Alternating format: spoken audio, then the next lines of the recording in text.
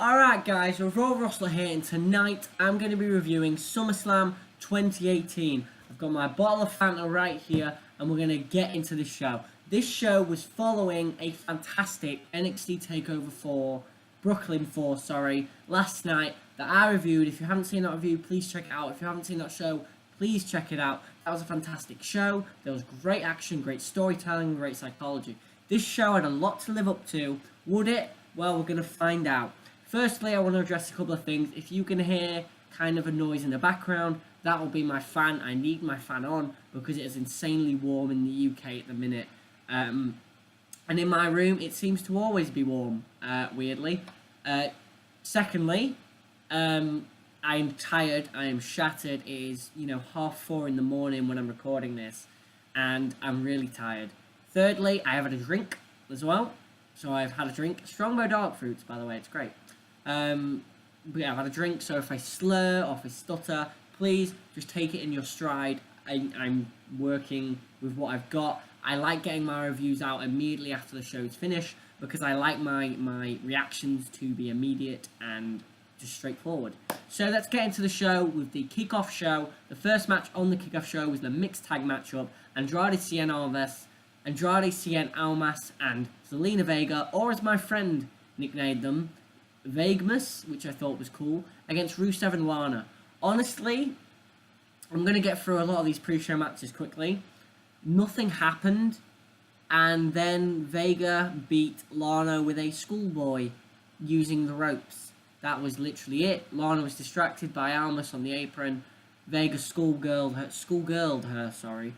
and beat her. This was nothing. I'm going to give it 1 3/4, just because it was really nothing, and it wasn't, the action wasn't great, there wasn't a great pace to it or anything really. So 1 3/4, this was nothing.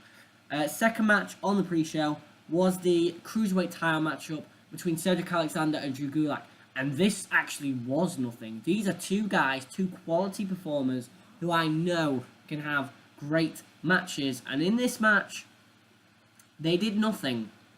They genuinely did nothing. Like towards the end, Alexander did the fall-away slam, the moonsault fall-away slam, which is a great spot. And at one point, Gulak did the Gulak with the ropes, which was kind of cool. But outside of that, they genuinely did nothing. In the end, there was a series of roll-ups, and Drew Gulak lost. Cedric Alexander retains the Cruiserweight title. I'm going to give this 2.5 stars. This was a very average matchup. Very disappointed, I think, in these guys. Not that I thought they'd have like a 4-star match or anything, but this was below most Cruiserweight title matches on pay-per-view. Especially with Alexander, he's a talent. And so is Gulak, but this was disappointing. And then the third match on the pre-show was the B Team against the Revival. This was also kind of nothing. The Revival immediately, as the match started, hit a shatter machine on Curtis Axel, so he went to the outside. They took out Bo Dallas, they worked on his leg. But in the end, weirdly again, another roll-up finish. Axel went for a... Dallas went for a suplex to Dawson. Dawson cradled him. Dash Wilder pushed Axel into the roll-up. That knocked it so that... But Dallas was on top. 1, 2, 3. The B Team retained the tag titles. 3 roll-up finishes on the pre-show I found very weird. But again, this match was kind of nothing. The B Team win. They have a good theme song. They have a very catchy slogan. B Team, that's really cool. Me and my friend were doing it. It was great. 2 stars. This match was basically nothing. The show kicked off with Seth Rollins with Dean Ambrose in his corner against Dolph Ziggler with Drew McIntyre in his corner for the IC title. This was a fantastic way to kick off the show. This was a great match. This is what I'm talking about when I say WWE try and compete with TakeOver. This match ruled. Dolph did a DDT to Seth on the apron. That was awesome. Ziggler went for a zigzag. Rollins blocked it, hit him with a super kick, and then a frog splash for a near fall. That was awesome. Rollins went up top with Ziggler. He hit a reverse suplex off the top rope, hoisted him back up, and hit him with a reverse 1916 or a reverse, lifting inverted DDT for a 2 count, and that was fantastic. But in the end, McIntyre tried to get involved.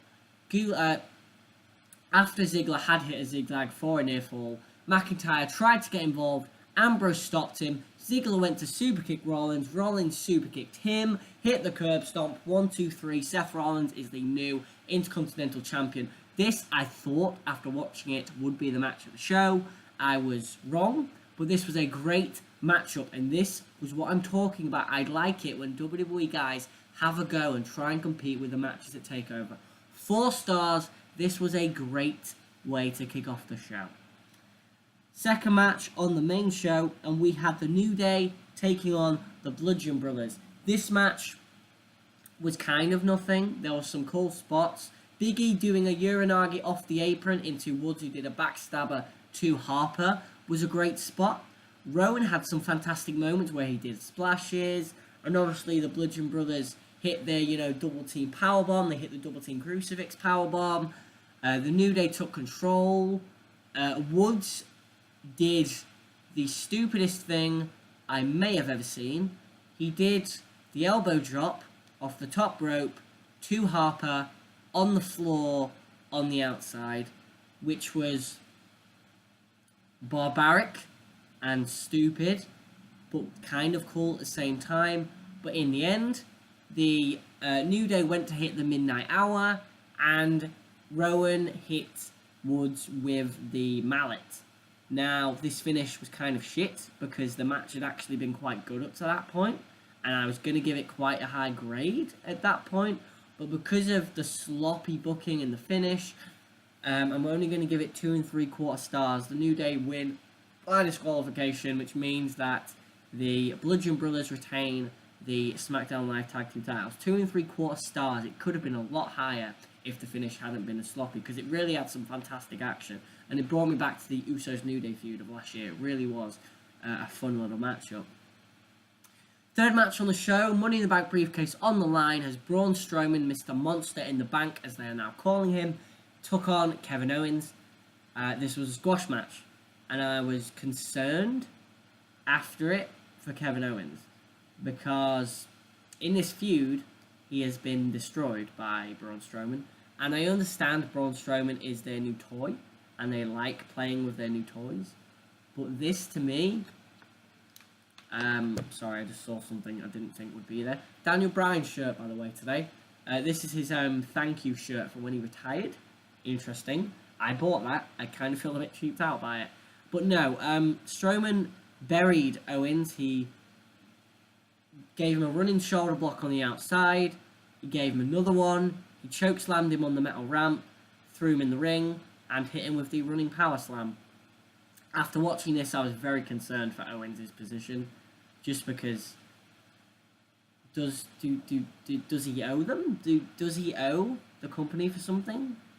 Because this seemed very out of place, and it wasn't that they'd squashed him. That wasn't my problem. My problem with this was that this was built up to be a big matchup, and it was built up around this big stipulation. Oh, if Strowman gets DQ'd or counted out, then Strowman will lose the belt.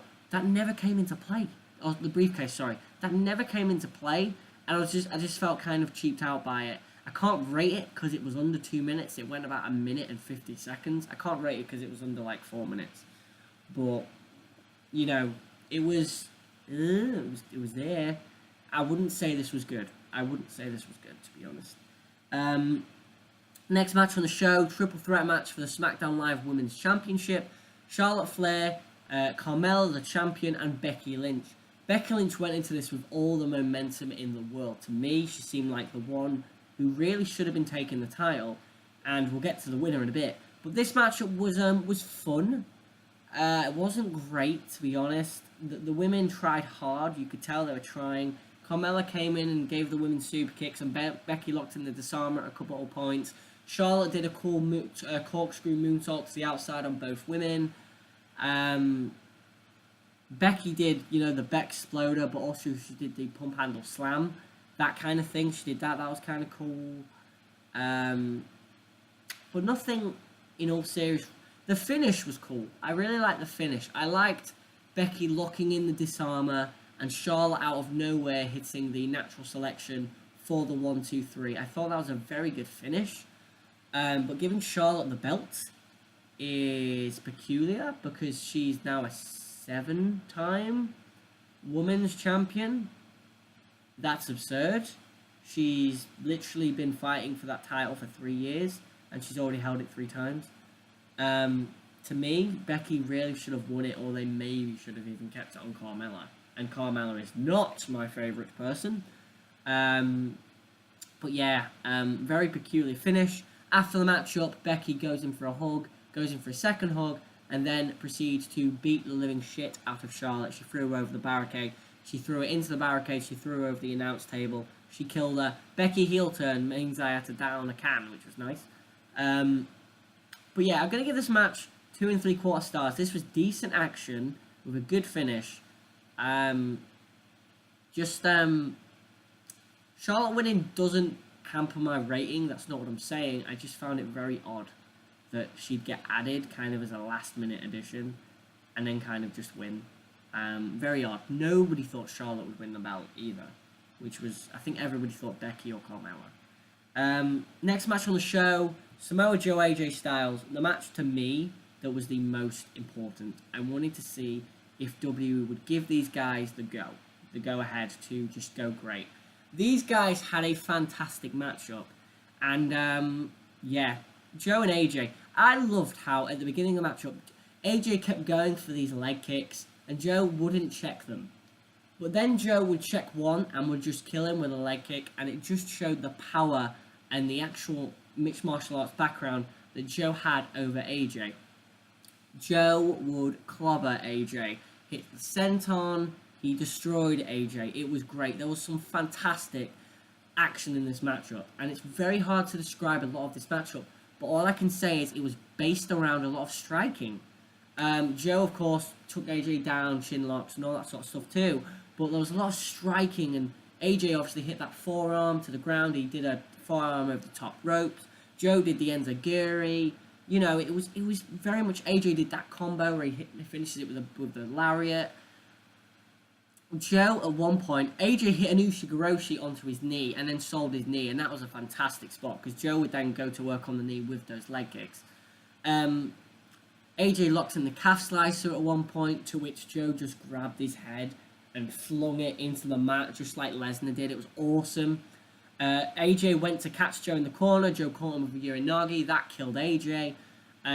Joe locked in the Kikina, but AJ just made the ropes. That was cool. And then Joe was like, fuck it, I have no idea what we can do. So he went for the Muscle Buster. AJ and Joe both went to the outside. Joe sent AJ into the steps. He got on the announce table, picked up a microphone, looked at Wendy Jones at ringside, AJ Styles' wife, and said, "It looks like AJ may not be coming home, but I'll be your daddy." The camera panned to AJ, whose face was in a fit of rage. He jumped on the announce table, speared Joe through the ring announcer's area, and then proceeded to whack him consecutively with a chair for the DQ. This finish may have been one of the most justified DQ finishes I have ever seen. And I will allow it, because A, it means the feud can continue, and it felt right, actually. This finish actually felt really, really good in hindsight. And I'm going to give the match maybe a little bit more credit. Like, even my rating might go slightly higher. This match ruled. Like, you have to watch this. This was two men who built a match around striking and built a match around a weird story and not doing these big spots. They had a couple of cool spots, but they didn't have all these big spots that you see a lot of other matches do or have. A lot of the takeover matches obviously had big spots and I loved them, but this match here was a lot more subtle with its wrestling, and that's actually maybe why I appreciate it a little bit more, maybe. This match ruled. The DQ finish to me didn't hamper it that much. I guess the DQ on a pay-per-view in a title match is always a bummer, but here, it kind of felt right. I'm going to give this match 4.5 stars. These guys ruled. This was the best match on the show. This was one of the best matches of Summerslam weekend. Damn, this match ruled. AJ and Joe, I want to see this again. Seriously, it looks like a Hell in a Cell. We are going to get this probably in their cell, which is awesome. I think those guys could have a terrific Hell in a Cell match, but I want to see this again because this was fantastic. And if this was the first match in the feud, I want to see the next match in the feud. So after AJ and Joe went around 22 minutes or something, we then had Miz and Daniel Bryan, which was another really long matchup. But this to me was my second most look forward match on the show. I think because I've seen these guys before, and I know that Miz, when he's paired with a guy like Bryan or Ziggler, he had a fantastic match with Ziggler back at No Mercy 2016. I know that he can have a great match. And this Bryan match, to me, I thought it was very good. It wasn't great, but it was very, very good. And this is where SummerSlam started to really pick up. It was very good. I liked Miz consecutively mocking Bryan. He did the drop kicks in the corner. He did the yes kicks. He went for the Budokai knee at a point. He mocked Bryan consecutively, but Bryan would have none of it. At one point, when Miz was doing the yes kicks, Bryan would just lean into them and say, just give me them, because they're literally nothing. You don't know how to do them like I do. Bryan locked in the yes lock at one point, but Miz got the ropes. Bryan was insane in this match. Like, this was... I mean, I think this was the match where he took the stupid... No, that was a match coming up. But no, like, Bryan was great in this match, and so would Miz, to be honest. And I think this was maybe the best match they could have had, to be honest. Miz is not a great worker. I've never said he is. But here, I think he worked very hard. Bryan worked even harder, to be honest. He got as much as he could out of the Miz. But Miz did work very hard, and he does deserve a lot of credit for that. In the end, Miz got sent outside the ring after a big head kick. He went to Maurice. Maurice gave him something. Bryan went for a tope. Miz caught him in the head with whatever object he had, went in the ring, and pinned Bryan 1, 2, 3. Miz wins the first match, which I think is perfect. Like, that is perfect. I don't know what Miz hit him with. I think we couldn't work out what he hit him with. Was it a chain or brass knucks? Everyone was saying brass knucks, but me and my friend weren't too sure. It seemed smaller than brass knucks. But yeah, I thought this was a very, very good match. I'm going to give it 3 3/4 stars. Not quite 4, not quite as good as the opener. But very, very fun matchup. Really good from these guys, and I don't think they could have done much better. So, touche.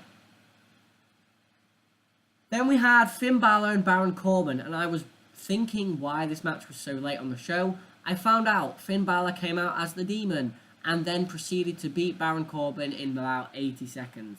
Or as Wikipedia has it, 95 seconds. 2 squash matches on a WWE show is very odd. I haven't seen a WWE show in a long time with 2 squash matches on it. So I found this very peculiar. It's fine. I think Demon Balor is a good idea, and I think Balor beating Corbin is I think Balor could go into the main event scene, hopefully. I need a drink. I'm going hard with this review. I'm putting in some effort.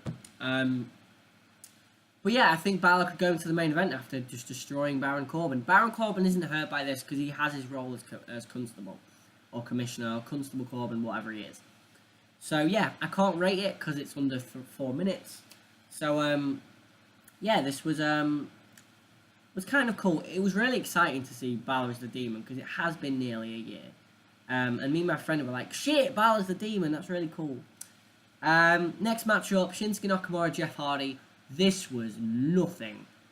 This match felt like nothing. It was placed on the show like nothing. And it was nothing. The biggest spot. Oh my god. This was sillier to me than that wood spot, I think. Jeff hit a Swanton bomb on Nakamura, and Nakamura kicked out. So he hit another twist of fate. Nakamura rolled to the apron. Jeff went for a Swanton bomb to Nakamura on the apron, and Nakamura moved. Jeff took a flat back bump on the apron by leaping on it. This was silly. Nakamura rolled him in the ring and goes on the Kinshasa. This was nothing. 2 1/4, I'd give it. This was basically nothing. Nakamura holds the belt, which is a good idea. After the matchup, Orton came out, looked at Jeff Hardy, and then decided he didn't want any, which to me thinks he wants the belt. He's sadistic, but he wants the belt, not the man. 2.25 stars. That was kind of nothing. Ronda Rousey was up next. Ronda Rousey and Alexa Bliss for the Raw Women's title. The 2 Raw matches would main event the show. I found it really odd that the US title match was after the WWE title match and the SmackDown Women's title matches. Very odd. Ronda Rousey and Alexa Bliss. This was basically what I expected. Ronda killed her. And that was fine. This was the 3rd, basically, squash match on the show. This went a little longer than 2 minutes. This went about 4. But this felt right. This, to me, is how Rousey should be booked in every match she has for a while. Because the Fox match didn't feel right. The Nia Jax match felt right because it was 9 minutes and it was a battle with a big woman with Nia Jax. Bliss is a cheeky, cheating heel who doesn't win on her own. So when Rousey is against her, she should get her ass kicked. Rousey gave her the Samoan drop. She gave her it again. She kicked the shit out of her. She locked in the armbar. Bliss tapped out. That was it, and that was all it needed to be. It was over 4 minutes, so I can rate it. I'm going to give it 2 3/4 stars. The action was enjoyable. Ronda looked beautiful, by the way, just to say. I'm not wearing my Rousey shirt. My friend was wearing it tonight. Rousey was great. She looked good. She just looks good. She just looks so natural. Her stage presence is on point. Natalya Neidhart was at ringside. Ronda, after the matchup, said, "This is for Jim Neidhart." That was nice. So 2 3/4 stars. This was decent, and this was what it needed to be honest. And then the main event, Roman Reigns and Brock Lesnar. I don't know what to think of this, because on a show where we'd had a lot of short matches, we had 2 matches less than 2 minutes, we had 1 match about 5, we had pre-show matches that didn't last longer than 6, really, 7. This Universal title match went 6. The 2 men got in the ring. Heyman obviously accompanied Lesnar, and before the bell rang, Strowman came out. Strowman said, "I am not a coward, but I want you to know that when one of you wins, I'm going to cash in."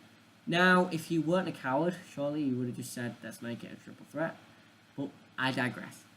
Strowman watched at ringside as Reigns gave Lesnar a Superman punch, another Superman punch, another Superman punch, and then 3 consecutive spears. Lesnar kicked out. Reigns went for another spear. He went through the ropes into Strowman. Strowman was down. Lesnar got Reigns. He gave him 3 German suplexes and an F5. Reigns kicked out, I believe. Reigns went out of the ring again. Strowman looked at Reigns. Lesnar F5'd Strowman and then beat the shit out of him with a briefcase and then threw the briefcase away, which I found quite smart, actually. And then Lesnar got in the ring with a chair that he kicked the shit out of Strowman with and was speared by Reigns. 1, 2, 3, Reigns wins the belt. Part of me feels like after all this time of having Lesnar be dominant, he shouldn't lose in this fashion in 6 minutes with like 4 spears. It feels like, but at the same time, the reign of Lesnar is over. And I love Brock Lesnar. I'll always love Brock Lesnar. He's a talent. The man is a good businessman. And he's a talent in the ring. He knows exactly how to get a crowd reacting. And this match, when Strowman came out, this match was white hot. Like, before the crowd chanted, "You both suck," and all that sort of shit. But the crowd were into this. And when Reigns won, the crowd popped.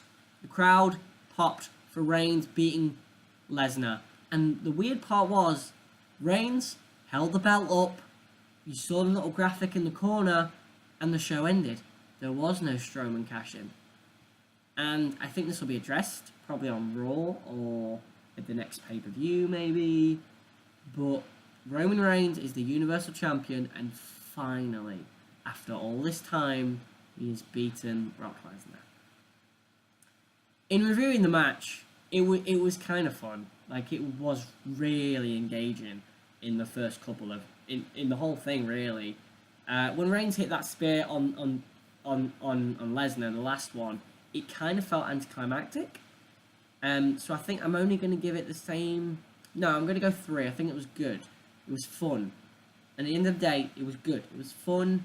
It was harmless. They've done this thing with Reigns. Lesnar can go off having been beaten finally. And Strowman can cash in another chance, to be honest. And that was SummerSlam 2018. SummerSlam's always a very, to me, weird show. There's usually some real quality, and we had quality here. The opening IC title match was great. The SmackDown World title match with Joe and AJ was a fantastic match. Really great. I think 4.5 stars, as I said. And then I think Bryan and Miz was very good. 3 3/4 stars. And then, we had a couple of title changes. We had a heel turn with Becky Lynch. We had Roman finally doing it. We had Ronda Rousey's first title win. We had some good action on the show. But in the end of the day, I still kind of feel like a lot of my time on the show was wasted. There was a random Elias skit at some point. I can't remember when, but there was an Elias skit that just was there. He was going to sing a song, and then he broke his guitar. And that was it.